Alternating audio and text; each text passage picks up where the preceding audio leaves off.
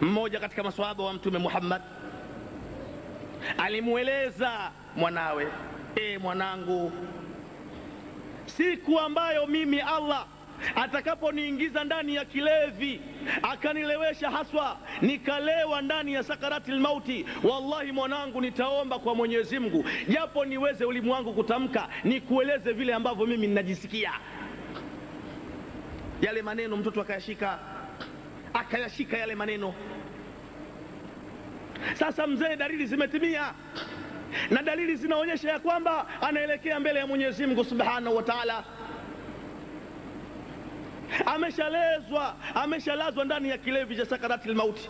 Mwanawe akamwambia, baba yangu, nakumbuka ahadi uliahidi ya kwamba ukiwa katika hali kama hiyo utaeleza vile ambavyo unavyojisikia, na mimi naziona dalili zote ya kwamba zimetimia. Sasa baba, tafadhali hebu nieleze, usije ukaondoka na amana, ukaondoka na deni mbele ya Mwenyezi Mungu Subhanahu wa Ta'ala. Akawa anamwambia, wallahi mwanangu, hapa nashindwa kuzungumza kwa sababu hivi nilivyolala na hisi mlima mzito umehama katika ardhi ya Mwenyezi Mungu na umekuja kukandamiza juu ya kifua changu,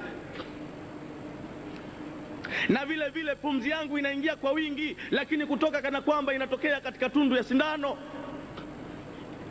na vile vile nahisi mbingu na ardhi zimeambatana na mimi nipo katikati ya mbingu na ardhi, na vile vile mwanangu, ninahisi ya kwamba joto ndani ya kiwiliwili kana kwamba nimo ndani ya bakuli la mafuta na chemka. Na baada ya kauli ile mzee yule akanyamaa na akaenda mbele ya Mwenyezi Mungu Subhanahu wa Ta'ala.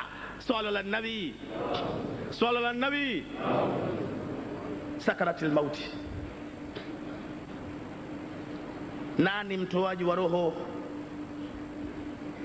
Na kwa nini Allah alimpa jambo zito kama hili, jukumu zito, kuwapitia viumbe wenzio na kuchukua amana zao na kwenda kuzikabidhi kwa Allah? Ni jambo zito.